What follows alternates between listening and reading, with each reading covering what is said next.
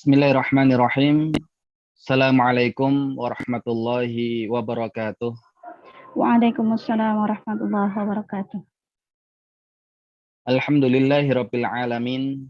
Wassalatu wassalamu ala asyrafil anbiya'i wal mursalin Muhammadin wa ala alihi wa ashabihi ajma'in, amma ba'd. Para ummahat yang dirahmati Allah Subhanahu wa taala, puji syukur alhamdulillah Allah Subhanahu wa taala pertemukan kita kembali di kajian tadabbur Al-Asmaul Husna di sesi yang keempat. Insya Allah ini adalah pertemuan yang pertama dan bersyukur Allah Subhanahu wa taala berikan kita berbagai macam kenikmatan, nikmat iman, nikmat Islam, nikmat kesehatan, nikmat waktu luang, ya juga kenikmatan untuk bisa berkumpul dengan orang-orang yang soleh dan solehat, serta kenikmatan untuk bisa tergerak dalam mengenal Allah Subhanahu wa taala, ya, di mana kajian yang kita laksanakan adalah tingkatan ilmu yang tertinggi, tingkatan ilmu yang pertama yang dengannya kita berharap semakin mengenal Allah Subhanahu wa taala. Dan kalau kita sudah mengenal Allah Subhanahu wa taala, pasti ujungnya adalah kesyukuran. Ya, dan kesyukuran ini adalah pendorong terbesar kita untuk sampai ke derajat ihsan, di mana Nabi kita Nabi Muhammad SAW ketika menyebutkan tentang tingkatan Islam, tingkatan iman, kemudian tingkatan ihsan, ya, maka beliau mengatakan al-ihsan an ta'budallah ka'annaka tarahu fa illam takun tarahu fa innahu yaraka. Ihsan itu hendaklah engkau beribadah kepada Allah seakan-akan engkau melihatnya, dan jika engkau tidak melihatnya maka Allah melihatmu. Seakan semua aktivitas kita, ya, semua aktivitas kita tergantung, ya, dengan Allah Subhanahu wa taala, dan inilah kenikmatan yang luar biasa. Maka dengan kita memahami ihsannya Allah Subhanahu wa taala, kita pun akan berbuat ihsan kepada Allah Subhanahu wa taala. Dan yang demikian menjadikan kita selalu bersyukur di atas segala kenikmatan yang Allah berikan, dan kesyukuran inilah motivasi terbesar, ya, untuk beribadah kepada Allah Subhanahu wa taala. Ya, karena bahkan para nabi, manusia yang paling berat ujiannya, asyadun nasi bala'an al-anbiya, manusia yang paling berat ujiannya adalah para nabi. Dan para nabi ini pun ketika diseleksi lagi menjadi para rasul, ketika diseleksi lagi menjadi ulul azmi, dan ternyata yang menonjol dari karakter nabi-nabi ataupun rasul-rasul yang masuk ke dalam tingkatan ulul azmi bukan sekedar seorang yang sabar, ya, tapi seorang yang banyak bersyukur. Ya, makanya Allah Subhanahu wa taala menjelaskan tentang Nabi Nuh. Allah Subhanahu wa taala berfirman, innahu kana 'abdan syakura. Sesungguhnya Nuh itu adalah hamba yang banyak bersyukur. Ya, kemudian Allah Subhanahu wa taala juga menjelaskan tentang Nabi Ibrahim. Inna Ibrahim kana ummatan qanitan lillah hanifan wa lam yakun minal musyrikin syakiran li an'amih ijtabahu wa hadahu ila siratin mustaqim. Sesungguhnya Ibrahim adalah ummah, ya, adalah imam yang levelnya itu seperti satu umat, yang Ibrahim itu patuh, ya, kepada Allah. Agamanya hanif, tidak pernah berbuat kesyirikan, yang dia itu syakiran li an'amih, bersyukur terhadap nikmat-nikmatnya, ijtabahu, Allah telah memilihnya, wahadahu ila siratin mustaqim, dan Allah pun memberikan petunjuk kepadanya kepada jalan yang lurus. Ya, juga Nabi kita Nabi Muhammad SAW ketika ditanya, ya, tentang ibadah beliau yang mungkin sebagian orang menganggap, ya, sangat berat ibadah beliau, ya, tapi beliau hanya mengatakan afala akunu 'abdan syakura. Apakah aku tidak boleh menjadi hamba yang bersyukur? Dan kalau kita tidak mengenal Allah, maka mustahil, ya, kita bisa menghadirkan kenikmatan-kenikmatan dan kebaikan Allah. Dan kalau kita tidak bisa menghadirkan itu semua, mustahil kita bisa bersyukur di atas semua kenikmatan Allah. Dan kalau kita tidak bersyukur, ya, mustahil, ya, ibadah kita akan menjadi ibadah yang maksimal. Pun demikian, ya, kesyukuran ini adalah motivasi terbesar kita untuk tidak bermaksiat kepada Allah Subhanahu wa taala. Ya, maka diceritakan ketika ada seorang yang suka berbuat kemaksiatan dan dosa, dia mendatangi Ibrahim, ya, bin Adham, ya, maka nasihat Ibrahim bin Adham, ya, ada 5 hal. Ya, jika kamu ingin bermaksiat, jangan makan rezekinya Allah. Jika kamu ingin bermaksiat, jangan tinggal di buminya Allah. Jika kamu ingin bermaksiat, cari tempat di mana Allah tidak melihatmu. Jika kamu bermaksiat dan datang malakul maut, apakah kamu sanggup untuk menghindarinya? Dan nanti ketika terjadi hari kiamat dan kamu diseret oleh malaikat Zabaniyah ke neraka, apakah kamu sanggup melepaskan dirimu dan memasukkan dirimu ke dalam surga? Dan semua itu mustahil dilakukan oleh seseorang sehingga dia sadar tentang betapa nikmat Allah Subhanahu wa taala begitu banyak kepada dia, sehingga dia sejak saat itu berazam untuk tidak pernah bermaksiat lagi kepada Allah Subhanahu wa taala.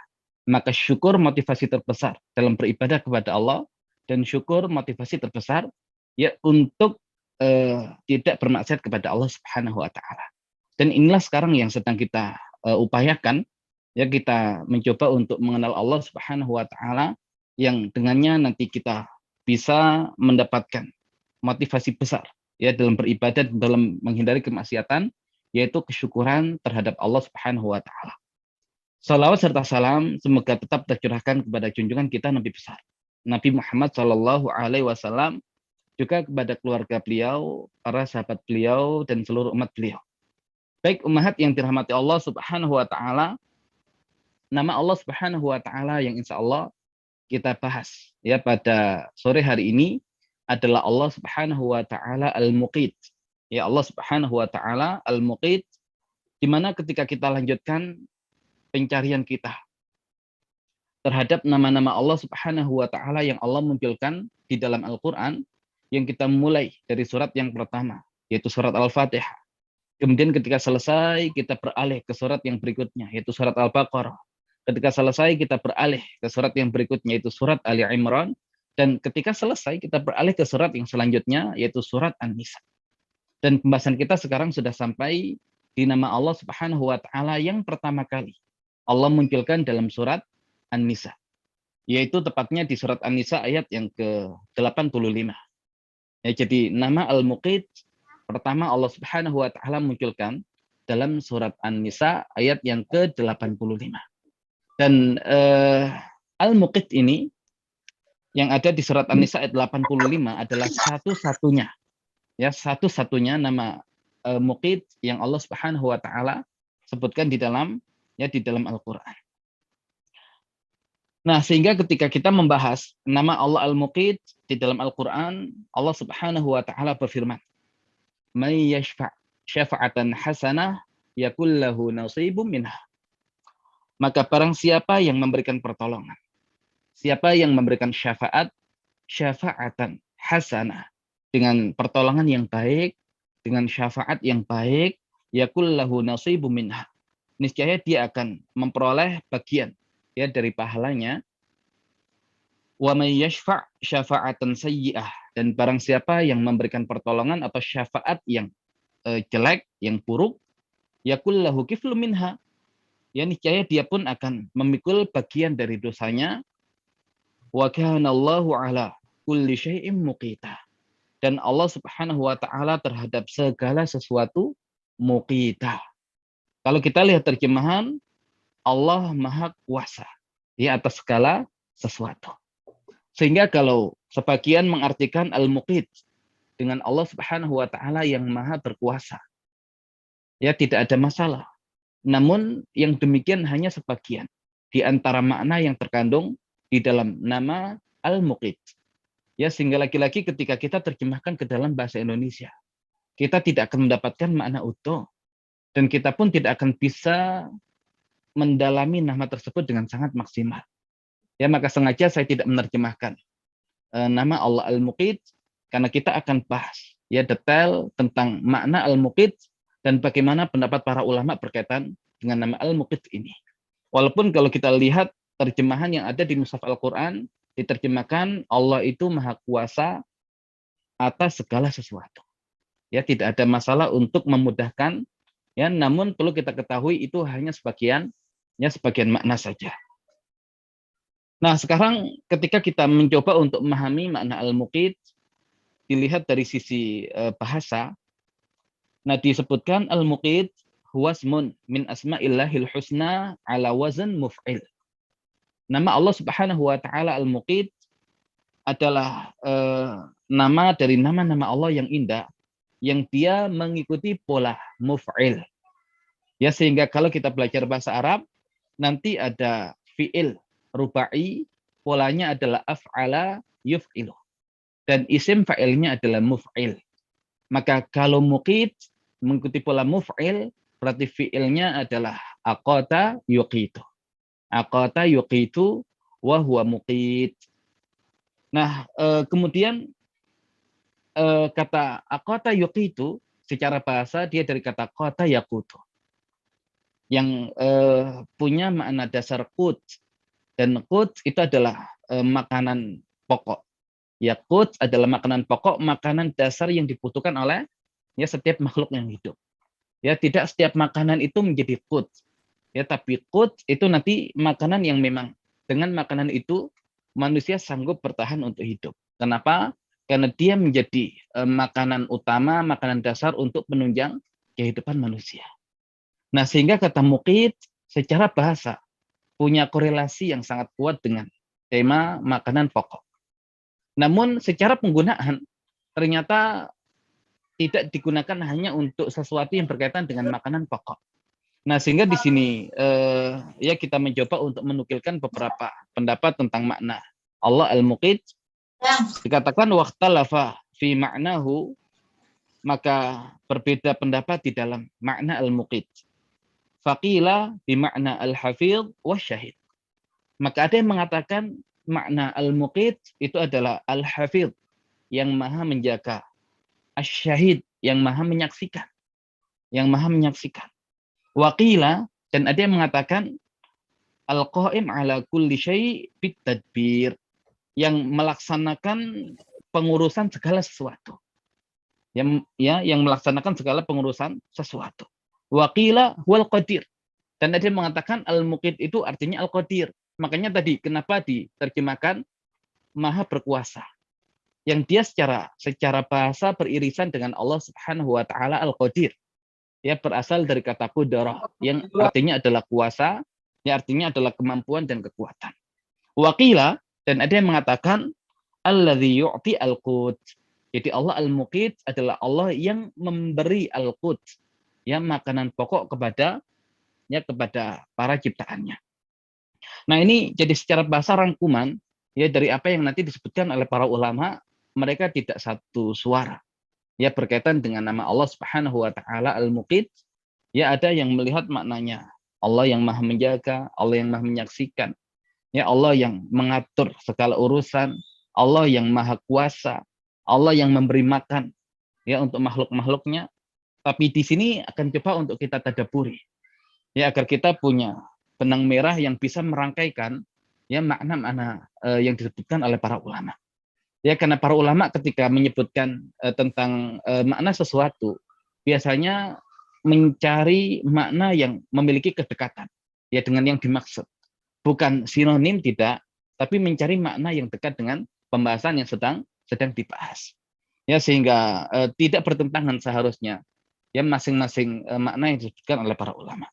Nah, sekarang kita mencoba untuk mendalami perkataan para ulama dan pendapat para ulama berkaitan dengan nama Allah Subhanahu wa taala al-muqit. Di sini dinukil ya dari kitab tafsir At-Tabari, qala al-Imam Ibnu Jarir At-Tabari. Berkata al-Imam Ibnu Jarir At-Tabari ketika beliau menafsirkan ya surat An-Nisa ayat yang ke-85 ini, beliau mengatakan ikhtalafa ahlut ta'wil fi ta'wili qawlihi wa kana Allahu ala kulli syai'in muqita. Dan para ahli ta'wil, para ahli tafsir, mereka berbeda pendapat di dalam menafsirkan firman Allah wa kana Allahu ala kulli syai'in muqita, yaitu surat An-Nisa ayat yang ke-85. Faqala ba'duhum, maka sebagian mereka mengatakan ya ta'wiluhu wa kana Allahu ala kulli syai'in hafidha wa syahida. Takwilnya, tafsirnya, Allah Subhanahu wa taala terhadap segala sesuatu maha menjaga dan menyaksikan. Wa qala akharun, dan yang lain mengatakan makna dzalik al-qaim ala kulli syai' bitadbir. Ya, Allah itu yang melaksanakan pengurusan dan pengaturan terhadap segala sesuatu. Wa qala akharun, yang lain mengatakan huwal qadir. Ya Allah itu maha kuasa. Nah, kemudian beliau simpulkan, tsumma qala, ya kemudian Al-Imam Ibnu Jarir At-Tabari mengatakan was-shawab.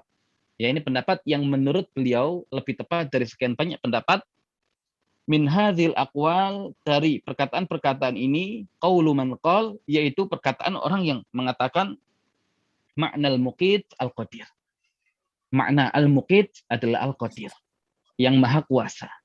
Nah, makanya kalau kita lihat terjemahan itu hanya terjemahan dari satu dari sekian banyak tafsir ulama. Makanya ketika diartikan Allah al-muqit, Allah yang maha kuasa, tidak ada masalah, itu tafsiran ulama. Ya, namun apakah hanya itu maknanya? Tidak. Ya, tidak. Walaupun itu tadi pilihan yang dipilih oleh Al-Imam Ibnu Jarir At-Tabari. Ya, seorang imam yang sangat ahli ya dalam masalah tafsir. Nah, sekarang kita ingin mendengar perkataan ya para ahli tafsir yang lain. Wa qala al-Imam Al-Qurtubi, berkata Al-Imam Al-Qurtubi, beliau menukil ya pendapat beberapa ahli ilmu. Wa qala Abu Ubaidah al-Muqit al-Hafidh. Berkata Abu Ubaidah, yang dimaksud dengan al-Muqit adalah al-Hafidh, Allah yang maha menjaga. Wa qala al-Kisai. Adapun al-Kisai berkata al-Muqit al-Muqtadir. Ya, al-Muqit itu artinya al-Muqtadir. Nah, al-Muqtadir bisa diartikan tadi maha kuasa, dari kata qadarah. Ya, namun secara pola dari iqtadara, yaqtadiru, yaqtidar, wa huwa muqtadir. Wa qala an-Nahas, wa qawlu Abi Ubaidah aula.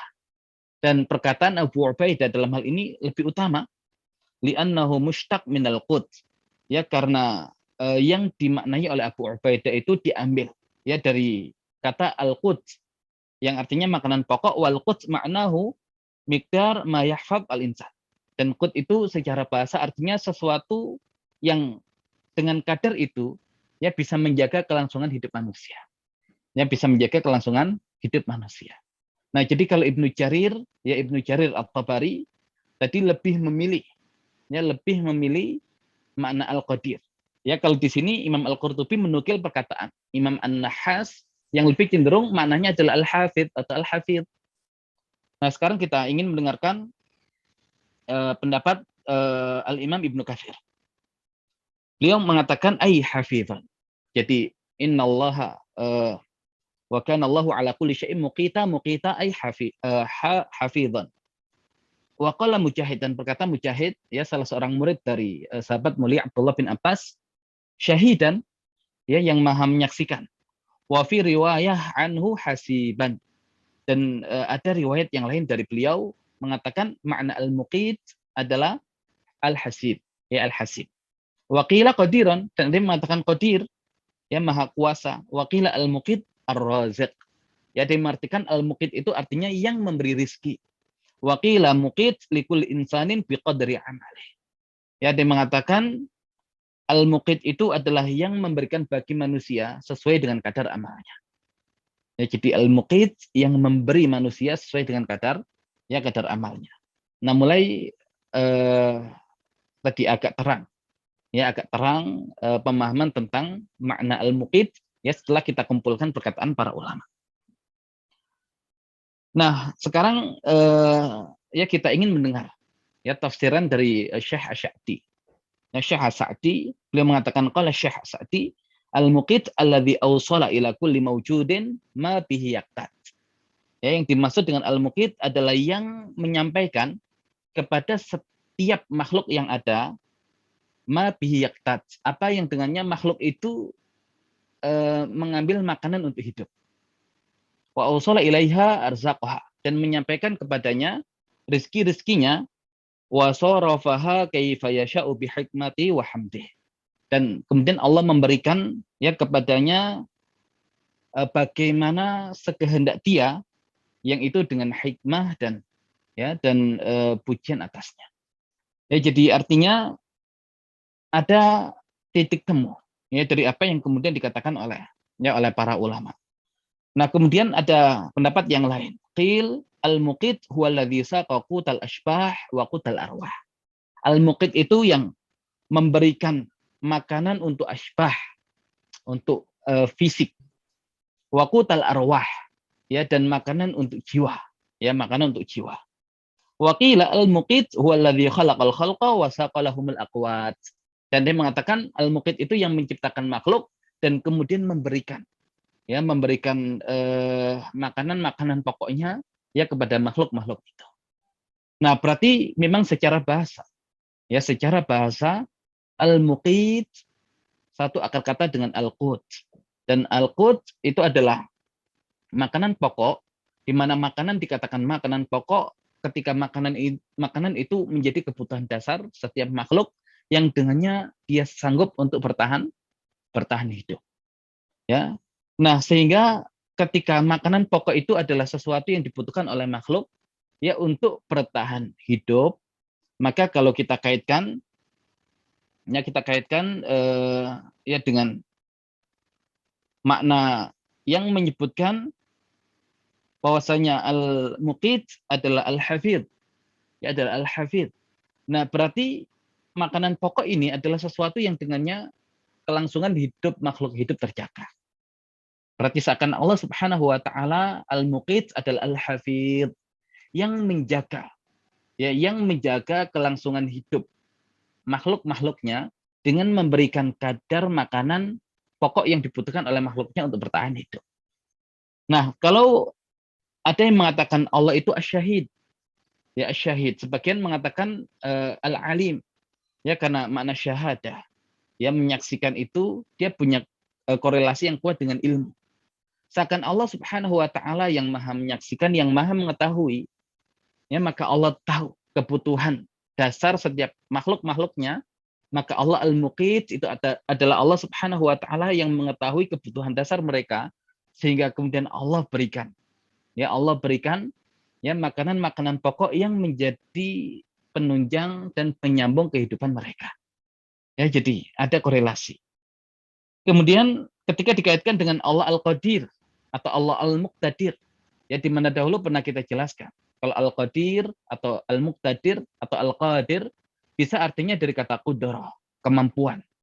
Ya, berarti Allah mampu untuk memberikan apa yang menjadi kebutuhan, ya, dasar makhluk-makhluknya. Atau dari kata, ya, dari kata at-takdir yang artinya adalah mengukur kadar. Berarti Allah seakan ketika memberikan apa yang menjadi kebutuhan makhluk-makhluknya, maka Allah memberikan sesuai kadar kebutuhan, ya, kebutuhan mereka.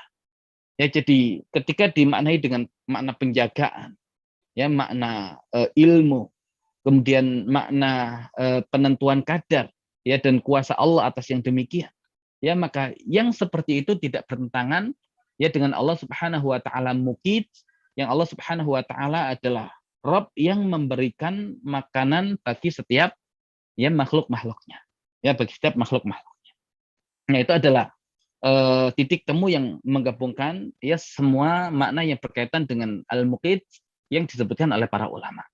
Yang muara dan ujungnya adalah berkaitan dengan kebutuhan manusia terhadap makanan pokok yang dengannya dia bisa hidup. Nah, kemudian Allah Subhanahu wa taala berfirman di surat Ar-Rum ayat yang ke-40. Allahul ladzi khalaqakum tsumma razaqakum tsumma yumitukum tsumma yuhyikum.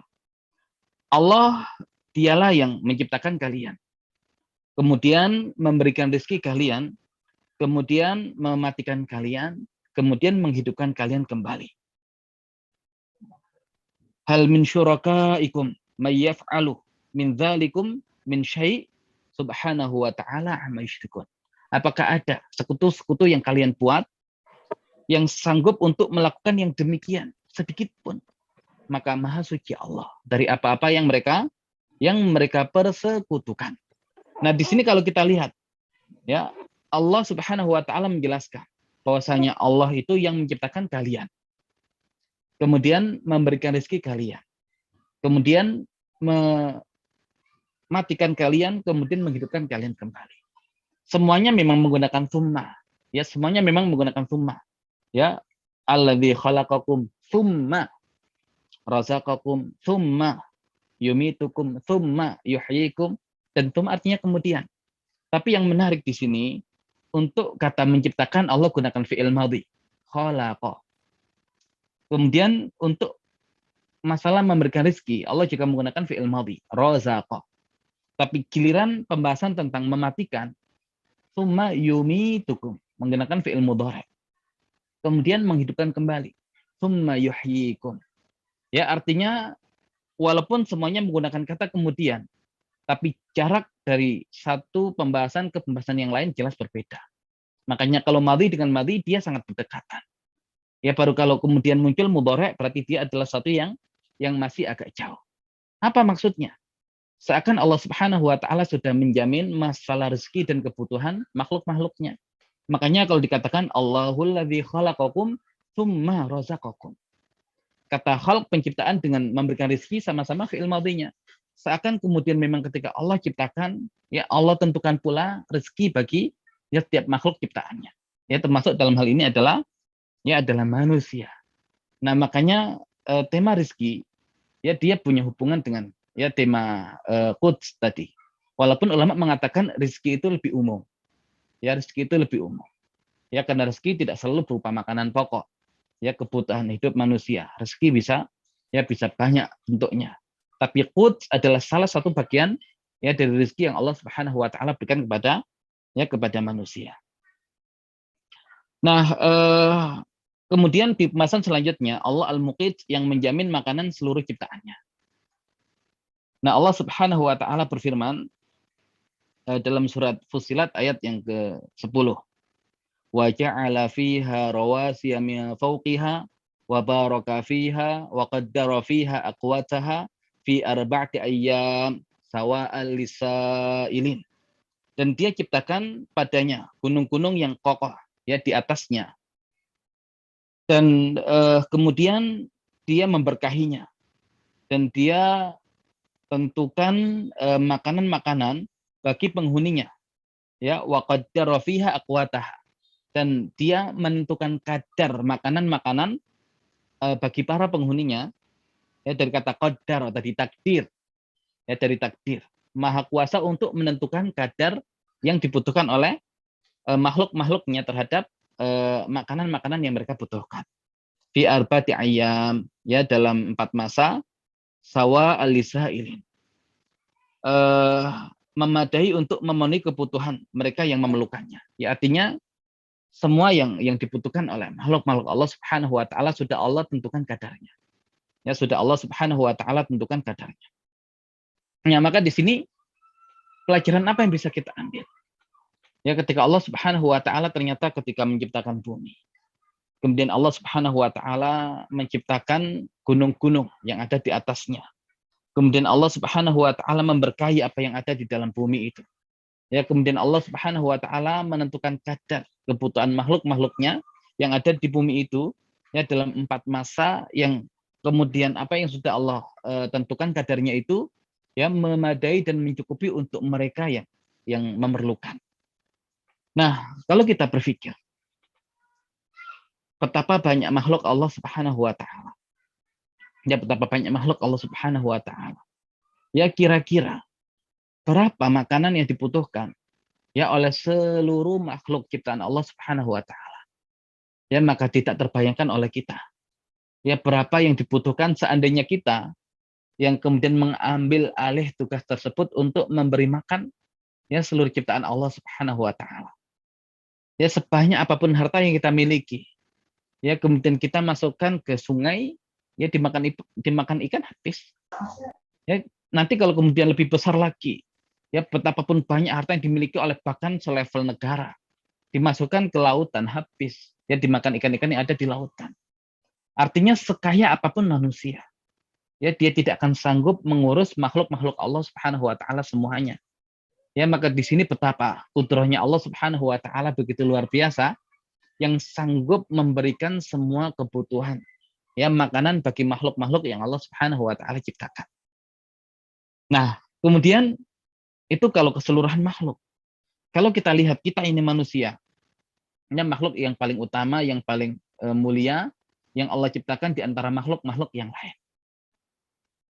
Sehari kira-kira berapa kebutuhan makanan manusia? Berkaitan dengan daging, ya entah itu daging ayam, daging sapi, daging kambing. Ya berapa kilo ya yang dibutuhkan oleh seluruh manusia di muka bumi ini seharinya. Kemudian kalau berkaitan dengan makanan pokok, entah itu beras, entah itu gandum, ya entah itu jagung atau makanan-makanan pokok yang lain. Ya berapa yang dibutuhkan oleh seluruh manusia? Ya jumlah yang tidak mungkin terbayangkan oleh kita. Tapi ternyata Allah Subhanahu wa taala sanggup memenuhi semua kebutuhan. Ya manusia di muka bumi ini yang kalau kemudian kita menggunakan hitung-hitungan manusia ya seakan tidak masuk akal yang demikian, tapi tidak ada yang tidak masuk akal bagi Allah Subhanahu wa taala. Ya karena Allah itu Al-Muqit. Ya jadi seluruh makhluk Allah Subhanahu wa taala Allah jamin makanan untuk mereka. Ya dan untuk manusia juga sama. Allah Subhanahu wa taala ya sudah tentukan ya makanan mereka. Nah, kemudian kalau kita maknai lebih dalam lagi berkaitan dengan tema makanan.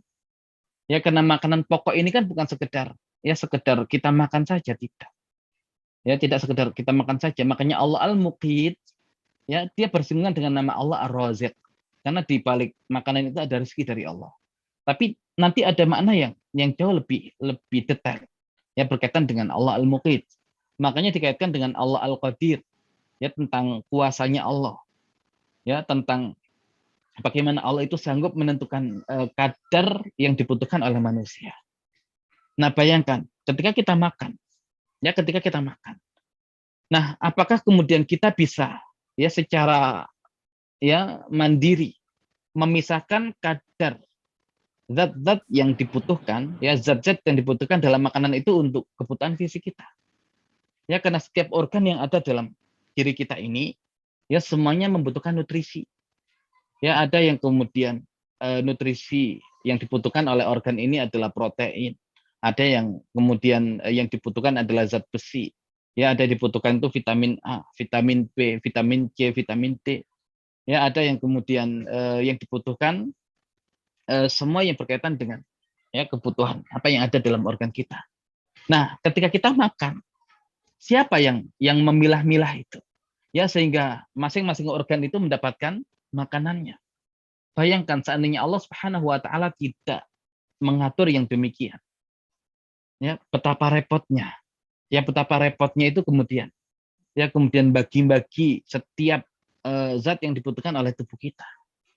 Bayangkan udara saja yang kemudian saat ini menjadi sesuatu yang sangat mahal, ya khususnya oksigen. Ya kok bisa kemudian kita menghirup, ya otomatis yang masuk ke dalam tubuh kita adalah oksigen. Ya bayangkan, ya sekarang bahkan oksigen itu dijual dengan harga yang sangat mahal. Ya kenapa? Bukankah oksigen tersedia sangat banyak, tapi memilah oksigen dari kandungan-kandungan yang lain itu membutuhkan ya proses yang tidak murah, itu mahal. Ya makanya dijual pun juga ya dengan harga yang lumayan. Tapi bayangkan dengan organ yang Allah berikan kepada kita yang dengannya kita otomatis bisa memilah oksigen itu. Ya, jadi Allah Al-Muqit bukan sekedar Allah Subhanahu wa taala menjamin ya kebutuhan makan dari makhluk-makhluknya. Ya di samping Allah Subhanahu wa taala tadi jamin ya dengan menyediakan tanaman-tanaman yang tumbuh yang dengan tanaman yang tumbuh itu nanti mencukupi semua kebutuhan makhluk-makhluknya. Kemudian hewan yang kemudian beranak pinak dengan sangat cepat, yang dengan itu ya nanti sebagian dimanfaatkan oleh manusia. Ya oleh manusia. Dan dari hewan yang kemudian disembelih, dimakan oleh manusia. Maka otomatis ya fisik kita ini Allah berikan kemampuan untuk memilah zat-zat yang ada dalam makanan itu, ya kemudian ya mengalirkan kepada apa yang dibutuhkan oleh masing-masing organ. Dan yang tidak dibutuhkan kemudian menjadi kotoran yang dibuang. Ya sama kalau kemudian kita makan makanan pokok, biji-bijian ataupun yang lain, ya ketika kita makan pun tadi akan dipisahkan dan ya disesuaikan dengan setiap ya kebutuhan organ yang ada dalam tubuh kita. Bukankah itu kenikmatan yang sangat luar biasa? Bayangkan ya betapa mahalnya mereka yang terkena sakit gula. Ya, orang yang terkena sakit gula. Ya, yang ketika makan pun kemudian dia tidak bisa leluasa. Ya, katanya Allah itu Al-Muqit. Ya, kenapa ada orang yang kemudian diberikan sakit seperti itu? Ya, makanya terkadang ya nanti banyak hikmah menjadi pelajaran. Ya, karena manusia itu ketika Allah Subhanahu wa taala berikan banyak kenikmatan. Ya, terkadang kenikmatan-kenikmatan yang sudah menjadi kebiasaan itu menjadi sesuatu yang tidak dirasa. Makanya untuk bisa merasakan nikmat itu kembali, kadang Allah cabut dulu nikmat itu. Sama seperti di zaman kita, ya awalnya orang itu ya menganggap nikmat bisa menghirup udara dengan bebas itu biasa. Ya, tapi dengan adanya pandemi Covid ya 19 kemudian ya orang untuk bernafas saja kesulitan, baru ya di situ kemudian ya merasakan betapa ya nikmatnya kita bisa menghirup udara dengan leluasa tanpa merasakan sesak, dan kemudian oksigen bisa masuk ke dalam tubuh kita ya di antara sekian banyak kandungan yang ada di udara ini. Kemudian ketika kita makan biasanya kemudian kita rewel ya, pilih-pilih makanan. Oh ini enak, ini enggak enak. Itu Allah yang memberikan makanan itu. Makanya orang beriman itu, ya ketika dia beriman kepada Allah Al-Muqit, dia tahu ini makanan dari Allah. Ya, makanan dari Allah. Jangan lihat kemudian ya berapa harga yang bisa kita bayarkan untuk membeli itu, tidak. Tapi lihat seandainya kita pun ya disuruh sendiri untuk menghadirkan makanan itu mulai dari tidak ada menjadi ada. Ya akan kesulitan kita. Ya karena yang menjadikan ya makanan itu tersedia di hadapan kita itu Allah Subhanahu wa taala. Ya contoh sederhananya, ya roti saja. Ya roti itu kan nggak tiba-tiba jadi roti. Ya nanti ada gandumnya. Ya ada tepungnya dari gandum. Siapa yang menumbuhkan gandum? Ya kemudian nanti ada menteganya, ya ada susunya, ada gulanya. Nah itu setiap ya dari semua itu ada bahan-bahan yang Allah Subhanahu wa taala sediakan di alam ini. Nah, kita tinggal makan saja kadang banyak komentarnya. Ya ini enggak enak, oh ini terlalu ini terlalu ini. Nah, yang demikian berarti kita tidak beriman kepada Allah Al-Muqit. Ya, kalau kita beriman kepada Allah Al-Muqit, kita akan syukuri setiap ya makanan yang Allah hadirkan ya untuk kita makan. Ya, dan rasa kemudian biasa kita suka komplain, dan sekarang ketika kemudian ada pandemi Covid-19, ya mereka yang kemudian tidak mensyukuri setiap rasa. Ya baik itu manis, asin, ya asam ataupun yang lain. Ya giliran sudah kehilangan rasa, ya baru menyadari betapa nikmat rasa itu ya begitu mahal. Ya begitu mahal. Nah, sehingga orang beriman ketika berkaitan dengan makanan, dia tidak hanya berhenti pada pada makanan itu, tapi dia harus kemudian bisa mengembalikan ya makanan itu kepada Allah Al-Muqit, Allah yang Maha memberikan ya makanan dan kecukupan bagi makhluk-makhluk. Nah, kemudian tadi ketika dimakan ya ternyata Allah yang sanggup ya memilah ya zat-zat yang kita butuhkan sehingga akhirnya fisik kita menjadi sehat. Nah, makanya tadi kadang orang Allah kasih penyakit. Ya Allah kasih penyakit. Ya, tapi Allah kasih penyakit itu biasanya ya tidak sekaligus. Makanya kalau ulama membedakan penyakit ada dua. Ada penyakit fisik, ada penyakit keseimbangan. Ya, penyakit fisik itu kalau kita jatuh, fisik kita terluka, nah itu ya fisik kita itu tadi sakit, tapi sebabnya adalah ya terkena sesuatu yang bersifat eksternal dari kita. Tapi ada penyakit keseimbangan. Ya, fisik kita kemudian karena tidak seimbang, kemudian menjadi rusak. Nah, akhirnya mengganggu semua yang ada dalam ya tubuh kita. Ya, termasuk penyakit gula, faktornya adalah ketidakseimbangan. Ya, pola hidup, pola makan yang tidak seimbang. Nah, bayangkan, ya akhirnya gula tidak terserap, ya menjadi penyakit sendiri.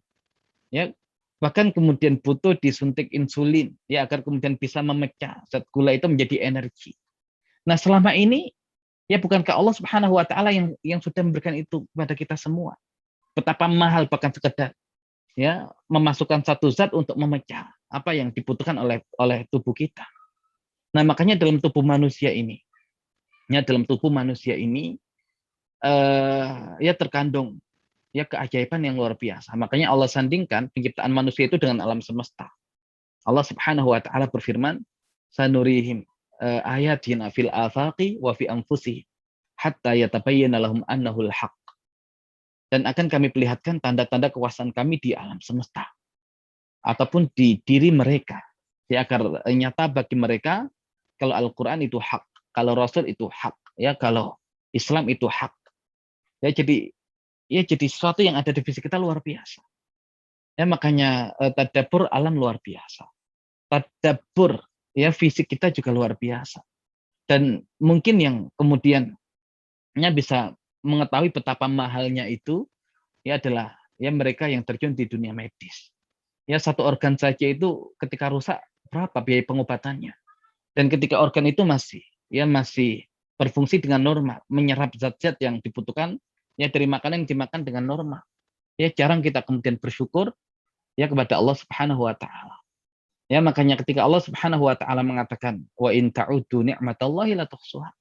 Ya jika kalian bersyukur, ya jika kalian menghitung-hitung nikmatku maka ya kalian tidak akan sanggup untuk mengihsa'nya. Ihsa itu berarti menghitung dengan sangat detail. Ya berarti makanan saja kalau kita makan kemudian kita disuruh menghitung berapa kenikmatan yang ada di makanan itu, mustahil kita bisa menghitung. Ya karena tadi bahkan setiap ya organ yang ada di tubuh kita saja kita nggak bisa menghitung. Setiap sel yang ada dalam tubuh kita ya kita tidak bisa menghitung. Tapi dari satu makanan yang kita makan, ya Allah pecah zat-zat yang dibutuhkan oleh masing-masing sel. Ya dan itu harusnya setiap sel itu mengandung kesyukuran tersendiri. Nah makanya kalau mengihsa nikmat Allah saja tidak bisa, apalagi mensyukuri seluruh nikmat Allah. Makanya seperti Nabi Ibrahim itu ya sosok yang luar biasa, yang banyak bersyukur. Allah masih mengatakan syakiron li an'umi. Ya, dia sosok yang bersyukur terhadap nikmat-nikmatnya. Dan kata an'um ya itu jamak dari nikmah. Dan wazan af'ul itu jam'ul qillah.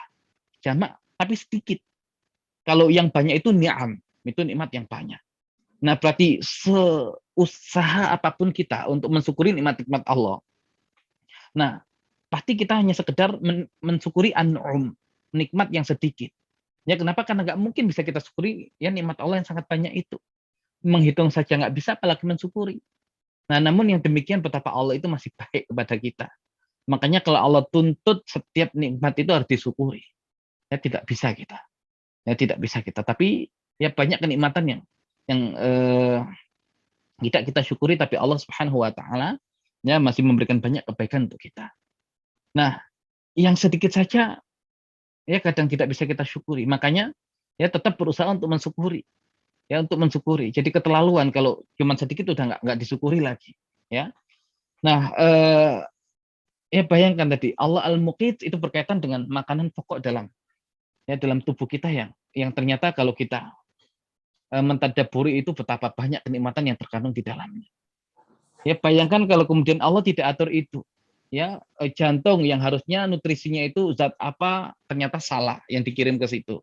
Ya, paru-paru yang dibutuhkan zat apa salah juga. Ya, dan ulama pun mengatakan, ya mata kita itu kan ada lapisannya itu. Kok bisa itu ya? Makanan ya lapisan itu pun butuh nutrisi. Tapi kenapa kemudian ketika ya lapisan itu pun mengambil nutrisinya kok ya pandangan kita itu tidak ada garis-garisnya, tidak ada ya sesuatu yang menutupinya. Kok bisa tetap bening? Nah, itu sampai kemudian zat yang dibutuhkan oleh ya lapisan mata kita yang bening itu pun tahu apa yang dibutuhkan ya sehingga kemudian mata pun masih bisa melihat dengan sangat jelas.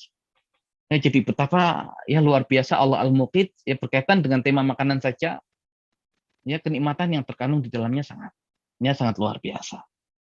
Nah, itu baru Muqit yang berkaitan dengan nutrisi fisik. Ya berkaitan dengan nutrisi fisik. Bukankah tadi dikatakan al-muqit itu ya alladzi saqa qutal asbah wa qutal arwah, yang memberikan makanan bagi tubuh dan makanan bagi jiwa. Nah, berarti yang Allah berikan kepada kita itu bukan hanya fisik saja. Ya, tapi nanti nutrisi-nutrisi yang lain pun sudah Allah sediakan. Nah, ini biar kita bersyukur sebagai manusia. Ya, kita bersyukur sebagai manusia secara fisik. Ya, Allah Subhanahu wa taala ciptakan kita fi ahsani taqwim. Ya, fisik kita ini begitu luar biasa kalau kita mengetahui rahasia yang ada di dalamnya. Nah, sudah ya fisik kita ini adalah fisik yang sangat luar biasa. Dan kalau kemudian dikatakan fisik kita ini adalah alat, maka alat yang paling rumit ya cara kerjanya. Nah, itu pun ternyata Allah Subhanahu wa taala ya berikan semua kebutuhan fisik kita itu dengan sangat mudah bagi Allah. Ya, walaupun kalau dilakukan manusia itu mustahil. Ya, satu bagian kecil saja manusia sudah kerepotan. Ya, tapi bagi Allah Subhanahu wa taala yang demikian sangat mudah. Nah, itu harusnya kita syukuri. Nah, kemudian nanti ada nikmat akal. Ya, ternyata akal itu juga butuh nutrisi. Apa nutrisi akal?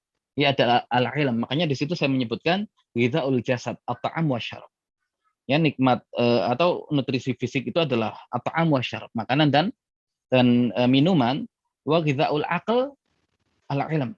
Dan nutrisi untuk akal itu adalah ilmu. Nah, makhluk-makhluk yang Allah ciptakan itu, ya mereka punya fisik, tapi mereka tidak punya akal. Ya, sehingga ketika Allah Subhanahu wa taala hadirkan banyak pengetahuan di alam semesta ini, yang justru bisa menangkap pengetahuan itu ya adalah manusia. Kenapa Allah berikan akal? Ya, sehingga manusia itu bisa mengambil pelajaran dengan sangat mudah sekali. Ya, bayangkan kalau kemudian Allah Subhanahu wa taala tidak berikan itu ya kepada kita. Ya, maka pasti kehidupan kita itu sama seperti manusia pertama kali Allah ciptakan. Ya, tapi lihat ya betapa perubahan manusia dari ya pertama Allah ciptakan sampai di zaman kita. Ya, yang itu dengan akal kita yang nutrisinya adalah ilmu kemudian bisa berkembang. Ya, lihat kehidupan binatang. Dari dulu sampai sekarang sama. Ya, kenapa mereka tidak punya akal? Ya, mereka tidak punya kemampuan untuk mengembangkan kehidupan mereka. Ya, dan itu nikmat bagi kita. Ya, bayangkan kalau binatang-binatang itu pun bisa belajar seperti kita belajar. Ya, yang ada kemudian kita tidak bisa menangkap ayam. Ya, semua ayamnya migrasi karena mengerti kalau akan ditangkap manusia. Ya, kita tidak akan pernah bisa makan ikan. Ikannya ya pergi ke tempat yang tidak bisa dijangkau oleh manusia. Ya, tapi dengan ya hewan-hewan dan makhluk itu tidak Allah berikan akal. Ya, tapi kita Allah berikan akal, dan nutrisi akal itu adalah tadi ilmu. Ya, sehingga kehidupan kita itu berkembang. Ya, dan semua itu demi kebaikan dan ya kemaslahatan bagi kita. Ya, makanya kalau sudah Allah berikan akal, dan akal kita ini mudah mencerna setiap ya pelajaran dan ilmu yang Allah hadirkan di alam semesta. Kok kita tidak mau belajar, itu keterlaluan. Ya, apa bedanya kita kalau begitu dengan binatang-binatang yang tidak punya akal? Ya, makanya yang membedakan kita dengan binatang itu ya akal kita. Ya, maka kalau kita hanya memenuhi kebutuhan fisik kita saja, ya sama seperti binatang yang sekedar memenuhi ya kebutuhan fisik ya mereka, tapi akalnya tidak pernah dipenuhi kebutuhannya. Ya, tapi Allah berikan nikmat akal itu kepada kita. Nah, kemudian yang berikutnya ada ghizaun nafas, al-iman. Nutrisi untuk jiwa itu adalah iman. Ya, nutrisi jiwa itu ya adalah iman. Nah, jiwa kita ini, Allah Subhanahu wa taala jadikan fitrahnya itu adalah Islam. Ya, fitrahnya itu adalah Islam.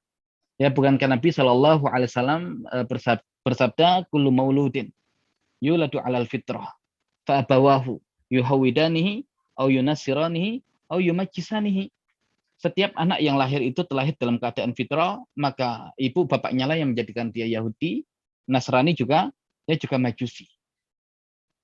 Kemudian di dalam Al-Qur'an ya surat Ar-Rum ayat yang ke-30 Allah Subhanahu wa taala menjelaskan ya fitrah itu Allah Subhanahu wa taala berfirman fa'aqim wajhaka lid-dini hanifah fitratallahi allati fataran nasa 'alaiha la tabdila li khalqillah dzalika ad-dinul qayyim walakin aktsarun nasi la ya'lamun. Maka hadapkan wajahmu kepada agama Allah yang lurus. Itu adalah fitrah yang di atasnya Allah ciptakan manusia. Fitrah itu adalah ad-dinul qayyim, agama yang lurus. Akan tetapi kebanyakan manusia tidak mengetahuinya. Nah, berarti jiwa ini ya membutuhkan tadi iman. Namun Allah berikan perangkat fitrah itu agar iman itu mudah diserap oleh jiwa kita. Ya, jadi tidak Allah persulit iman itu masuk ke dalam jiwa manusia. Kenapa? Karena penerimaan manusia dengan fitrahnya itu ya selaras dengan iman itu. Tapi kok ada manusia yang tidak beriman. Nah, itu bukan karena Allah tidak memberikan nutrisi ya jiwanya dengan iman. Dia saja yang tidak mau memberikan nutrisi jiwanya dengan iman. Ya, sangat terbuka keimanan bagi setiap manusia. Ya, ketika Allah kemudian mengutus rasul-rasulnya, menurunkan kitab-kitab sucinya, ya menjelaskan tentang aturan-aturan agamanya, harusnya dengan itu manusia bisa mengetahui ya tentang nutrisi yang dibutuhkan oleh jiwanya yaitu iman, itu langsung otomatis harusnya. Ya, bukankah jiwa itu menjadi pembahasan yang dengannya Allah bersumpah ya dengan menggunakan sumpah yang paling banyak di dalam Al-Qur'an.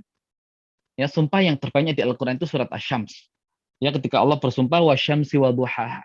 Wasyamsi 1, wadhuhaha 2, wal qamari idza talaha 3, wan nahari idza jallaha 4, wal laili idza yaghshaha 5, was sama'i wa ma banaha. Was sama'i 1, wa ma banaha 7. Wal ardi wa ma taha. Wal ardi 1, wa ma tahaha 9, ya 8 9, wa nafsin wa ma sawwaha. Nafas 10, wa ma sawwaha 11. Apa isi sumpahnya? Fa'alhamaha fujura wa taqwaha qad aflah man zakkaha wa qad khaba man dassaha. Ya, sungguh beruntung mereka yang mensucikan jiwanya dan sungguh merugi mereka yang mengotori jiwanya. Jadi pembahasan tentang mensucikan jiwa dan mengotori jiwa sampai Allah gunakan 11 kali sumpah. Jiwa manusia.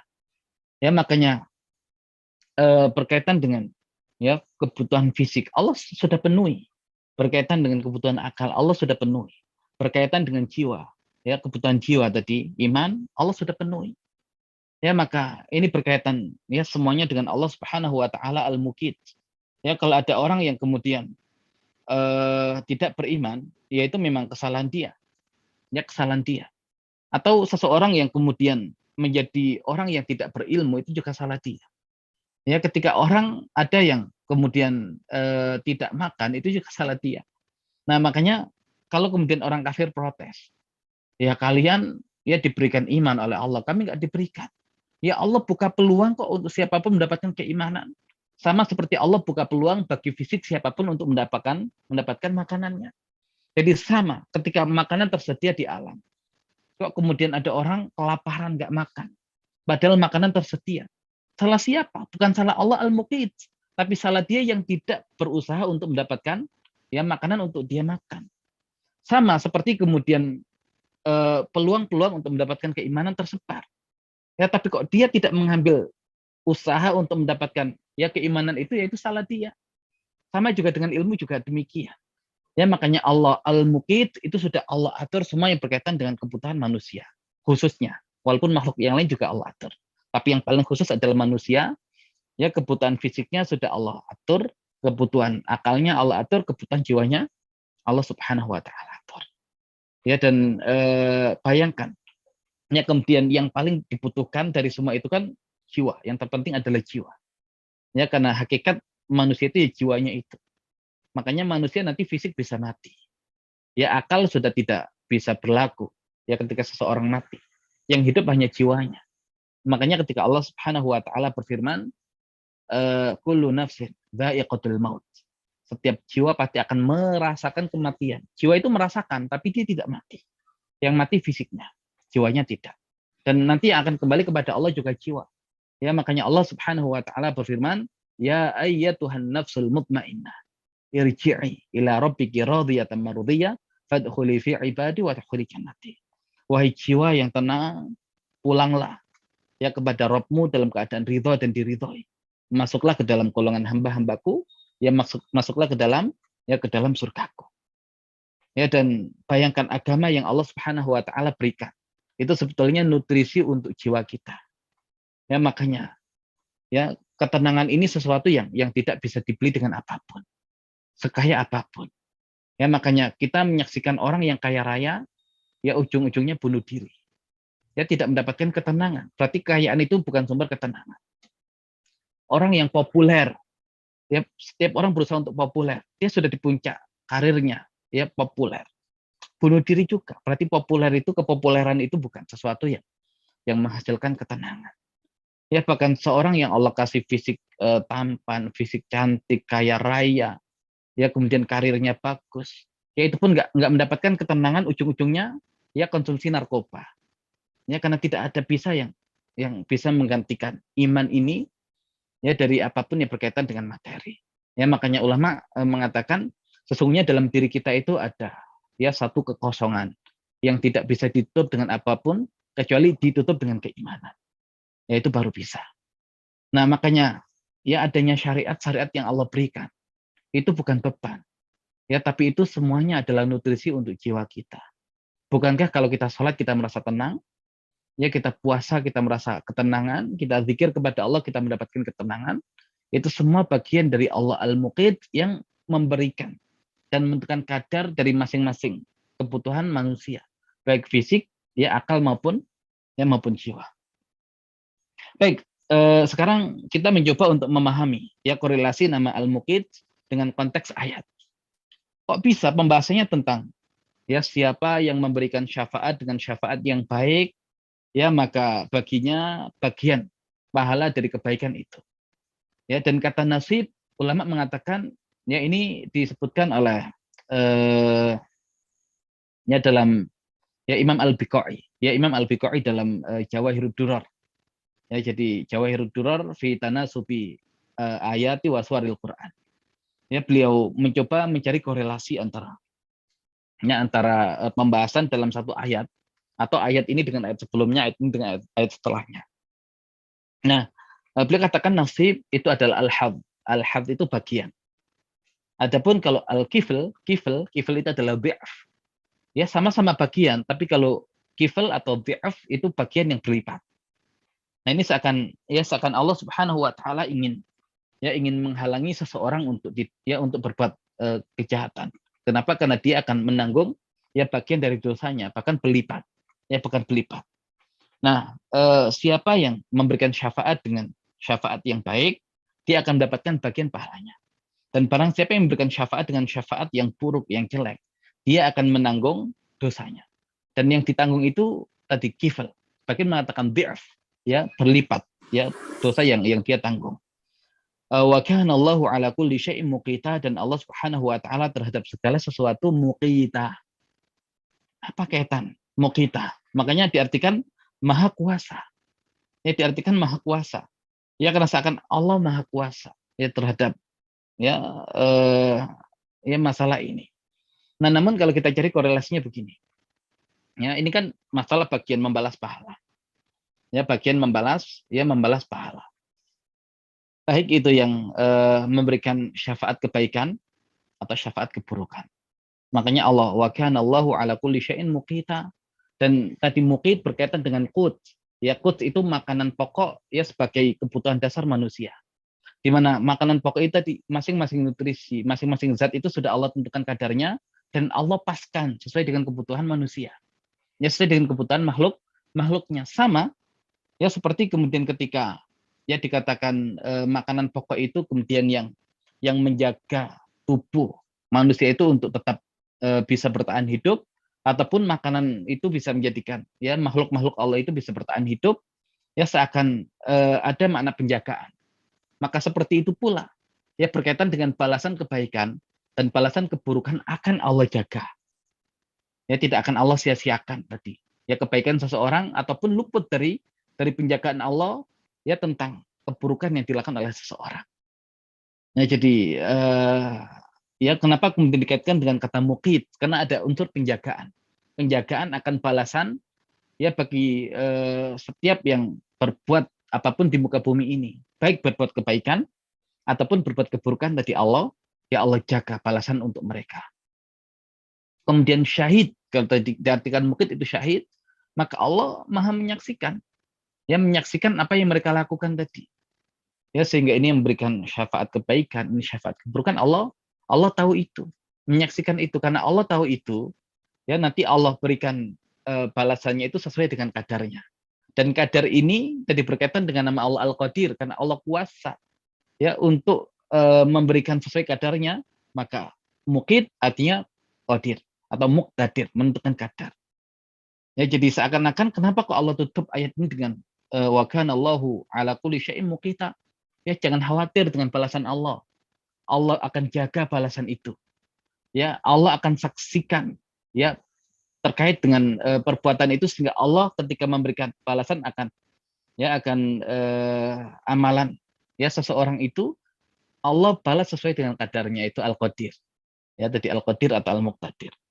Nah, itu berkaitan dengan kenapa kok akhirnya Allah tutup dengan muqita. Ya, memang tidak salah kemudian terjemahannya Allah Maha Kuasa atas segala sesuatu, tapi alur pemahamannya seperti itu tadi. Karena arti kata muqit berarti berasal dari qut yang artinya adalah ya makanan pokok, makanan dasar yang dibutuhkan oleh manusia. Nah, di sini saya munculkan kisah Harun ar-Rasyid dan bernilainya nikmat makanan dan minuman. Ya, karena kadang kita ya terlalu meremehkan makanan. Kita terlalu meremehkan minuman. Ya, tidak sadar bahkan di balik makanan dan minuman itu terdapat kenikmatan yang luar biasa. Nah, ya mungkin kalau sekarang kita disuguhi makanan, kita akan menganggap biasa aja makanan. Ya, tapi kalau kemudian kita tiba-tiba ada yang datang ke rumah, ya membawa kantong, kita buka ternyata isinya emas. Ya, emas 1 kilo. Ya, apakah sama ketika yang datang itu bawa 1 kotak isinya makanan, ya satunya lagi bawa kantong isinya emas 1 kilo. Mana yang ya kita sukai, ya, atau yang menjadikan kita bahagia? Kita akan mengatakan ya emas 1 kilo inilah ya bernilai. Ya itu sekedar makanan biasa saja. Atau ya satu orang datang ke rumah kita bawa air 1 galon. Ya, kemudian ini bawa emas 1 kilo. Mana yang kita pilih? Pasti pilih emas 1 kilo. Nah, di situ ya berarti kita memang tidak sadar tentang ya nikmat makanan dan minuman. Nah, makanya ya ada seorang yang sangat bijak. Ya ketika memberikan nasihat kepada Harun ar-Rasyid, ya dia mengatakan, wahai khalifah, seandainya engkau itu terhalangi dari mendapatkan air ini, ya apakah engkau rela menukar air ini dengan setengah kekuasaanmu? Ya maka ya Khalifah Harun ar-Rasyid mengatakan, saya rela.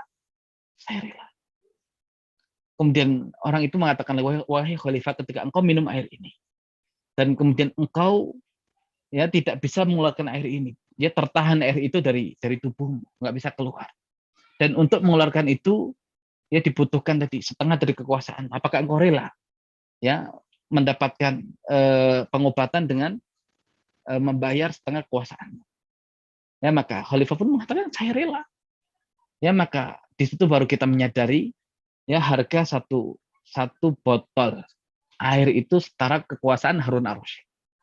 Ya, dan kita tahu Harun ar-Rasyid itu ya puncak Islam itu salah satunya di zaman Harun ar-Rasyid. Ya bahkan ya Romawi pun tidak berani macam-macam dengan Harun ar-Rasyid.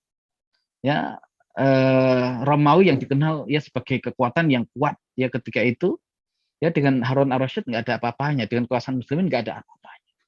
Ya bahkan ya ketika mereka berani macam-macam dengan muslimin, ya mudah bagi muslimin untuk menghancurkan mereka. Ya makanya ketika nanti di satu masa itu ada ratu perempuan yang dia tahu kuasa Harun ar-Rasyid sehingga dia menyerah dan ya dia membayar jizyah yang sangat banyak kepada Harun ar-Rasyid. Nanti ketika perempuan ini meninggal, diganti oleh bawahannya, ya oleh panglimanya yang kemudian menjadi kaisar. Ya akhirnya dia berulah tidak mau membayar jizyah kepada Harun ar-Rasyid. Ya kemudian dia kirim surat kepada Harun ar-Rasyid. Nah, Harun ar-Rasyid kemudian mengirim ya dengan kertas yang sama, kemudian dituliskan ya wahai anjing Romawi, ya dengan kalimat yang sangat ya tegas dan menunjukkan tentang ya betapa mulianya Islam. Nah, di masa seperti itu Islam luar biasa ya perkembangannya, tapi ya ketika dalam kondisi sulit ternyata ya segitu itu nilai makanan dan minuman. Nah, bayangkan kalau kita ini berada di tengah padang pasir. Ya, kita dalam keadaan lapar, kita dalam keadaan haus. Kemudian ternyata kita melihat di depan kita itu ada kantong yang jatuh. Ya, kemudian ketika kita buka ternyata isinya emas 1 kilo. Kira-kira kita senang atau tidak? Ya, bisa jadi kita mengatakan, ya kok emas sih 1 kilo? Nah, kita baru tahu harga emas 1 kilo itu nggak ada apa-apanya.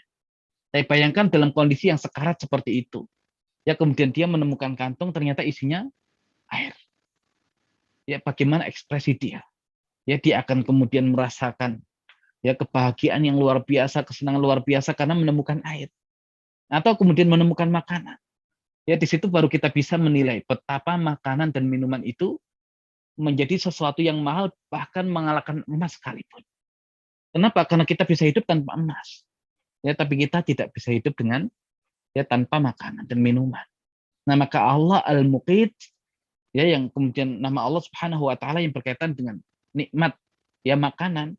Nah, ini kemudian perlu kita syukuri. Ya, makanya kalau mereka yang beriman kepada Allah Al-Muqit tidak akan mudah untuk ya mencela makanan Ya, tidak akan mudah untuk meremehkan makanan, ya, dan tidak mudah untuk menilai makanan kok rasanya ini dan ini. Ya, karena semua itu bagian dari kenikmatan yang Allah berikan. Kita bisa merasakan makanan saja itu sudah bersyukur. Nah, sekarang ya alhamdulillah itu ya menjadi pelajaran tersendiri ya, ketika kehilangan rasa itu ya menjadi sesuatu yang tidak mengenakan, ya baru kita berusaha kemudian mengembalikan rasa itu. Ya bahkan sesuatu yang biasanya nggak disukai, ya kemudian dimakan, kemudian terasa rasanya itu, kemudian alhamdulillah bisa merasakan ya rasa kembali. Ya itu bagian ya dari nikmat kepada ya atau kesyukuran kepada Allah Subhanahu wa taala al-Mukmin. Nah, ini kemudian pelajaran bagi kita selaku orang-orang beriman. Berkaitan dengan kata qut, ya makanan pokok, yang dia menjadi kebutuhan dasar manusia dan makhluk-makhluk yang lain.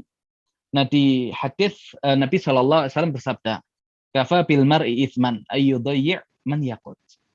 Cukuplah seseorang itu dikatakan berdosa, ya karena dia telah menyanyiakan orang-orang yang berada di bawah tanggung jawabnya. Orang-orang yang berada ya di bawah tanggung jawabnya untuk memberikan qut kepada mereka. Ya, nah ini tanggung jawab orang tua. Makanya kalau Allah Al-Muqit, Allah yang menciptakan. Ya, Allah yang menciptakan makhluk-makhluk, maka Allah seakan kemudian mewajibkan dirinya untuk memenuhi semua kebutuhan makhluk-makhluk itu, karena Allah yang menciptakan, Allah yang mencukupi semua kebutuhan makhluk-makhluknya. Dan hubungan itu kan nanti manusia ada dua hubungan yang paling kuat. Ya, pertama hubungan dia dengan Allah Subhanahu wa taala, ya hubungan antara manusia dengan Rabb-nya, dan yang kedua adalah hubungan antara dia dengan orang tuanya. Ya, makanya Allah seringkali mengkaitkan hubungan dengan Allah ya juga dengan hubungan dengan kedua orang tua. Allah Subhanahu wa taala berfirman, "Wa qada rabbuka alla ta'budu illa iyyahu wa bil walidaini ihsana." Dan Rabbmu telah memerintahkan agar ya kalian tidak beribadah kecuali hanya kepada Dia, wa bil walidaini ihsana. Dan kepada kedua orang tua ya hendaklah kalian berbuat ihsan. Ya juga sabda Nabi Shallallahu Alaihi Wasallam, "Ridallah fi ridal walidain, wa sukhtullah fi sukhtil walidain." Keridhaan Allah tergantung pada keridhaan orang tua. Ya kedua orang tua, dan murkanya Allah tergantung pada murkanya kedua orang tua. Ya, dan Allah pun Allah pun sampai kemudian bersumpah dengan wawalidin wa mawalad. Ya demi hubungan ayah dan anak. Ya hubungan orang tua dengan anak. Yang di ayat sebelumnya, la uqsimu bihadzal balad. Ya aku bersumpah dengan negeri ini, yaitu Mekah. Wa anta hillum bihadzal balad. Ya, dan engkau Muhammad tinggal di negeri ini. Ya, kenapa? Karena ulama berbeda pendapat. Mana yang lebih mulia, Mekah atau Madinah? Ada yang mengatakan Mekah lebih mulia. Kenapa? Karena di Mekah itu ada Masjidil Haram. Ya, di mana salat di Masjidil Haram itu pahalanya 100.000 kali lipat. Nah, di Madinah memang ada Masjid Nabawi, tapi salat di Masjid Nabawi pahalanya 1000 kali lipat, masih banyak di Mekah. Nah, itu dalil mereka yang mengatakan Mekah itu tempat paling mulia di muka bumi. Tapi ada yang mengatakan tidak, Madinah lebih mulia. Bukan karena Madinahnya. Tapi di Madinah itu ada jasad manusia yang paling mulia. Jasadnya Nabi Muhammad SAW. Nah, sehingga terjadi perbedaan pendapat ya di antara para ulama, mana yang lebih mulia, Mekah atau Madinah. Yang di sini mengatakan lebih mulia karena melihat ya dari sisi pahala yang Allah Subhanahu wa taala janjikan, ya yang salat di Masjidil Haram, ya di sini melihat kan ada jasad Rasulullah Shallallahu Alaihi Wasallam. Tapi ketika sumpahnya Allah itu la uqsimu bihadzal balad, Mekah. Wa anta hilum bihadzal balad, dan kamu Muhammad tinggal di Mekah. Menggabungkan dua kemuliaan Mekah dengan kemuliaan Nabi Shallallahu Alaihi Wasallam. Berarti sangat luar biasa. Nah, setelahnya Allah atofkan wa walidin wa mawalad. Ya hubungan dengan orang tua. Nah, makanya seakan ya kalau kita lihat dari sudut pandang anak, ya kewajiban kita kepada Allah, kemudian kewajiban kita kepada orang tua.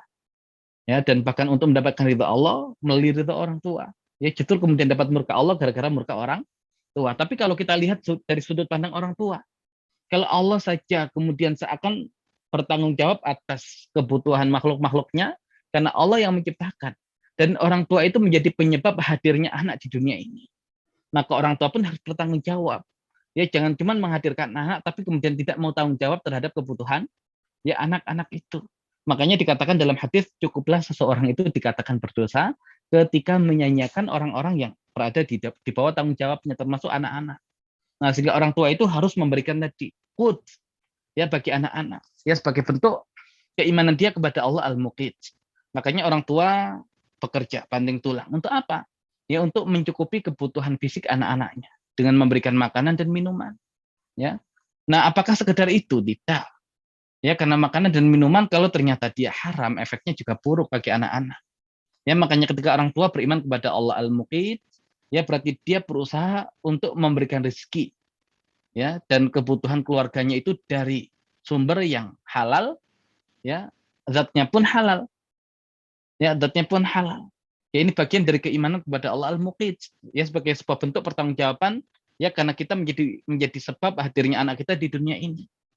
Ya, jadi orang tua nanti akan dituntut oleh Allah Subhanahu wa taala dan dimintai pertanggungjawaban. Ya, manakala kemudian ya berkaitan dengan kebutuhan fisik anaknya tidak dipenuhi dengan baik. Ya, dan kebutuhan tadi bukan sekedar anak itu bisa hidup, tapi ya dari sumber rezeki yang halal, ya dari makanan-makanan yang thayyib. Ya. Jadi itu kewajiban orang tua. Nah, kemudian ketika manusia pun ada akal, ya maka nutrisi akal tadi adalah ilmu, maka orang tua pun berkewajiban untuk ya memberikan hak anak-anak untuk belajar, ya agar anak-anak itu akalnya memiliki ya pengetahuan, mendapatkan nutrisi berupa ilmu pengetahuan. Nah, itu juga orang tua ya punya peran di situ, mengajari anak tentang ilmu ataupun ya menyekolahkan anak agar anak punya ilmu. Tapi yang terpenting dari itu semua adalah kebutuhan iman anak, ya kebutuhan jiwa anak yang itu ya dengan keimanan. Ya, karena orang kafir pun secara fisik mereka memenuhi kebutuhan fisik anaknya. Secara akal pun mereka memenuhi kebutuhan akal anaknya. Tapi mereka tidak masuk di ranah iman. Ya, karena mereka tidak punya iman, ya mereka tidak masuk di ranah iman. Ya, sebagai nutrisi untuk jiwa anak-anak mereka. Nah, kalau kita sebagai orang beriman, ya justru kemudian tidak ya fokus pada nutrisi, ya jiwa berupa keimanan dan pembelajaran agama serta Al-Qur'an. Apa beda kita dengan orang kafir? Ya, apa beda kita dengan orang kafir? Ya, bukan mengenyampingkan ya dua hal yang pertama itu sebuah kewajiban. Tapi yang lebih penting dari keduanya itu adalah kebutuhan jiwa anak-anak kita. Yang kita sebagai orang tua berarti masuk di tiga hal itu. Ya, wajib memenuhi kebutuhan fisik anak-anak kita, wajib memenuhi kebutuhan akal anak-anak kita, wajib memenuhi kebutuhan jiwa ya anak-anak kita. Dan kalau kita tidak bisa memberikan itu, ya maka Nabi tadi mengatakan kafa bil mar'i itsman an yudayya man yaqut. Ya, cukuplah seseorang itu dikatakan berdosa ya kalau dia menyanyiakan orang-orang yang berada di bawah tanggung jawabnya. Nah, kemudian di sini kita lihat bagaimana doa Nabi Shallallahu alaihi wasallam. Hadits dari Abu Hurairah radhiyallahu an, beliau berkata Rasulullah Shallallahu alaihi wasallam. Jadi Rasul pernah berdoa, Allahumma ja'al rizqa ali Muhammad qutan. Ya Allah, jadikan rezeki keluarga Muhammad Shallallahu alaihi wasallam qutan, ya sebagai makanan pokok. Nah, ini bukan Nabi itu ngajak ya kita untuk miskin, tidak. Berarti biar ya yang kita miliki hanya makanan pokok saja, tidak. Ya, tapi makanan pokok ini kan menjadi kebutuhan. Ya karena kalau kemudian banyak rezeki yang Allah berikan, tapi kalau kemudian tidak ada yang menjadi makanan pokok bagi kita, ya sayang. Ya, makanya yang paling kita butuhkan dari semua itu adalah qut. Ya, qut, kebutuhan dasar kita. Ya, fisik kita mendapatkan nutrisi sehingga dia sanggup ya bertahan hidup dan sehat. Ya, kemudian akal kita juga sama mendapatkan nutrisi sehingga dia ya menjadi akal yang sehat, juga jiwa kita menjadi jiwa yang sehat. Makanya nanti ulama membagi ada namanya rizki, ada namanya kasab. Ya, jadi kalau kita punya harta, ini adalah kasab kita, ya hasil usaha kita. Nah, rizki kita yang mana? Ya, rizki kita yang mana? Ya, rizki kita itu yang kita nikmati, itu rizki kita. Makanya ulama mengatakan rizki itu ada batasnya. Ya, bukan dari Allah. Kalau Allah itu yarzuqu man yasha'u bighairi hisab. Tapi bagi kita rezeki itu ada batasnya. Ya, sekaya apapun kita, yang makan itu ada batasnya. Nggak mungkin kemudian harta kita bermiliar-miliar, makanan kita itu beda ya dengan orang yang yang mungkin hartanya hanya ya beberapa juta. Sama, perut kita sama ukurannya. Ya, kemudian orang yang mobilnya banyak, ya nggak mungkin dia gunakan dalam satu waktu itu semua mobilnya, pasti hanya satu. Nah, makanya ketika orang itu Allah berikan nikmat mobilnya banyak, itu kasbu dia. Tapi rezekinya yang mana? Rezekinya yang dia pakai itu rezeki dia. Ya, orang punya banyak makanan, itu kasbu dia. Rezeki dia yang mana? Yang dia makan itu.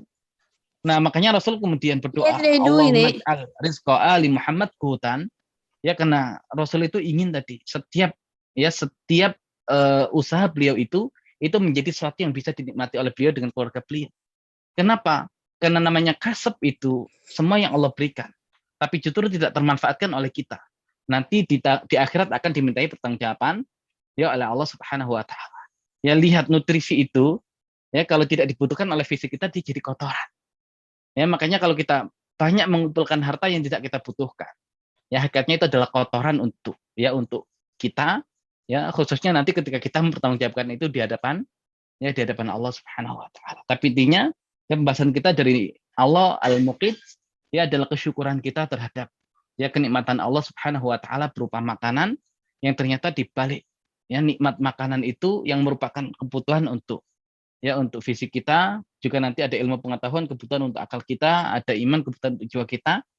Ya, ada kenikmatan yang luar biasa yang ya tidak mungkin ya kita bisa mensyukuri semuanya, tapi minimal ketika tidak bisa mensyukuri semuanya, ya kita syukuri sesuai dengan kemampuan yang bisa kita lakukan, yang dengan itu kita punya motivasi terbesar ya untuk beribadah kepada Allah, ya karena sudah sangat baik kepada kita, masa kita tidak menjalankan perintahnya, dan kita punya motivasi besar untuk meninggalkan ya kemaksiatan kepada Allah. Masa iya kita bermaksiat kepadanya saat dia sudah sangat baik ya kepada kita semua.